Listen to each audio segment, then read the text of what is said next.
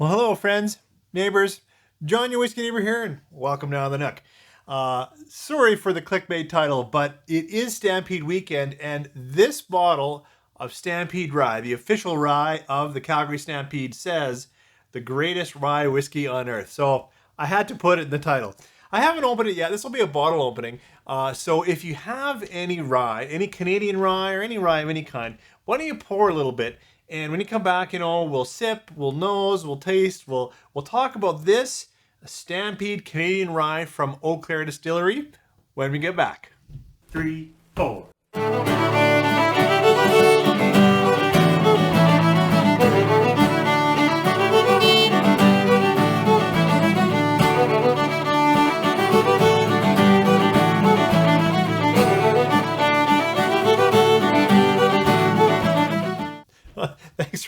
Thanks for joining me. I haven't opened it yet. It is a bottle opening. I know a little bit about this bottle. It is released at 40%. It's a mix of barley and rye. I don't know the ratios. I don't know the age. Of course, it has to be older than 3 years. But it does say on their website, even though it's 40%, that this is non-chill filtered and natural color. So that's actually pretty good for a fairly affordable rye. Let's give it a go. Eau Claire Distillery is just southwest of Calgary. That's a tough cork. I visited it, and I'll put her name down below. The master distiller, I forgot her name, was a lovely person to visit with. And there's certainly a very craft-oriented distillery, right? I think all grains are local for sure, and they even harvest some of their grains by horsepower every fall, which is pretty wild. So it's the first taste. As I said, barley and rye, 40%, but natural color, non-chill filter. Let's see what it tastes like. Well, we'll start with the nose. It's interesting. I got a little bit of bubble gum on there, which I don't love. That might go away, but there already was some nice sweetness. Little bit of spicing, not much, just some cinnamon.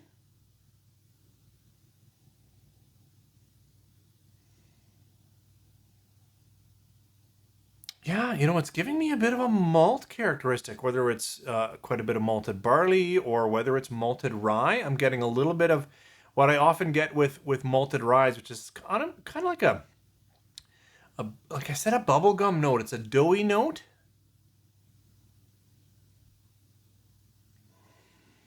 Interesting. Not a typical rye. Not a lot of grass dill. Not a lot of peppery in the nose already.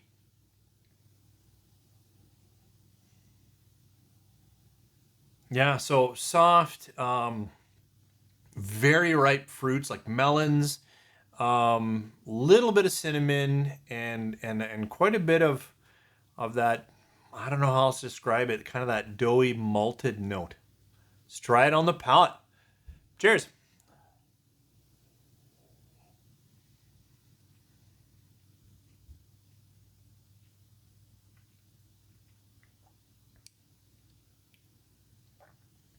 First sip came off pretty clean and clear. Like nice and rounded, I would say soft and smooth, easy drinking. Thankfully, in the early finish now I'm getting a little more spicing, a little more cracked pepper, which I'm hoping for in a rye. I like ryes with a little bit of spice palette. It's yeah, aside from pepper, the cinnamon isn't bright and spicy. It's more a mulled brown sugared cinnamon, a deeper cinnamon. Try another sip. Cheers.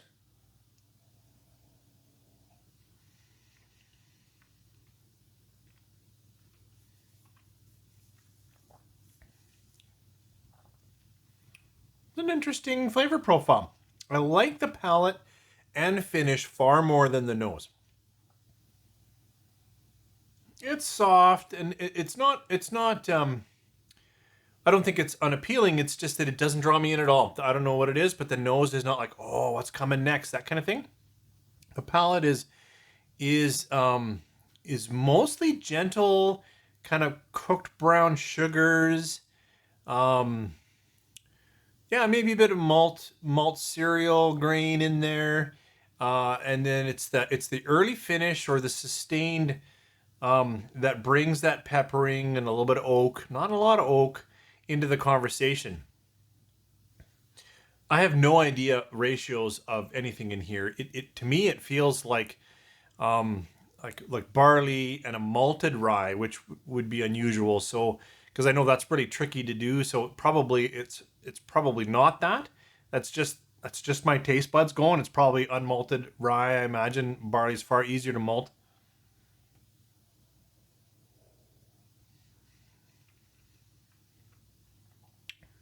Some sweetness in that third sip. A little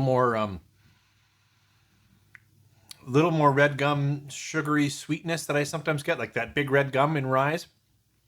So I'm still getting that little bit of that bubblegum note, a little bit of that sugar sweetness, spicing. It's about all I can get off it. It's it's fun. And the Calgary Stampede, I think their tagline is the greatest show on earth, which is why the tagline on this is the greatest rye whiskey on earth. Is this the greatest rye whiskey on earth? For my palate, for my opinion, no, not at all. It's fun. I'm glad it's here. I'm glad I bought it. I'm not in Calgary, so I'm not at Stampede. My son is, so I'm hoping he's having a good time down there. Um, and I really like Eau Claire Distillery, the local, and I'm glad they put it out. And they put it out affordable. It's about 35 Canadian in my market, which is great. Um, but I don't star rate bottle openings because I like to get to know the liquid better. But it's pretty average and it's really not exciting me. Still, it's fun. I wanted to compare it to another very affordable rye in my area, and that would be Lot 40. Lot 40 is 100% rye, so there's no barley in there at all. It is now, has been for some time, 100% unmalted rye, and they use enzymes to open it up. It's aged in New American oak exclusively. I don't know for how long.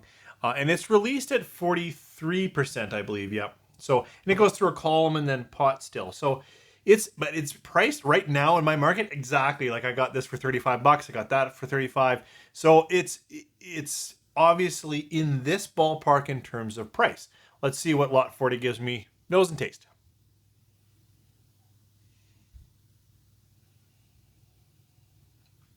There's more floral notes here. I actually get sweet vanillas.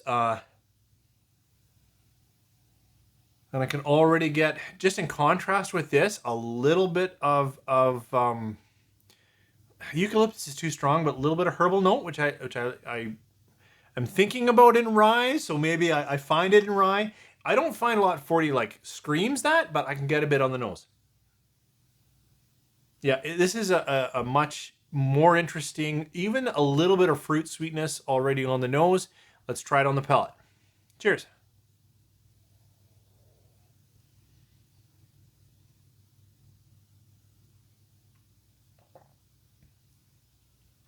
Lot 40 is a bit of a benchmark for me in that I've had, on the shelf almost continuously over the years. It's got the same kind of cooked brown sugars, but they are even more interesting. So throw in some cinnamon bun cooked pastry. So we've got some nice cook notes. I get distinct fruit notes sometimes, depending, like the dark oak gives it to me way more. This one, like a little bit of ripening cherry. Um, I can get both cinnamons and some little bit darker spices. Not sure what that is. Like, edge of clove, that kind of thing. I also get more oak balance than I do off this. Try another little sip.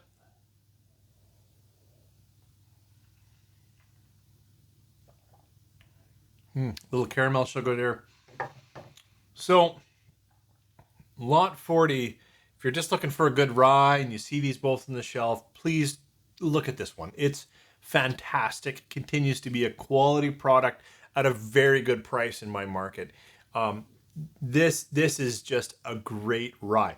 Now, if I was picking, so is it better than Stampede? Yeah, it is.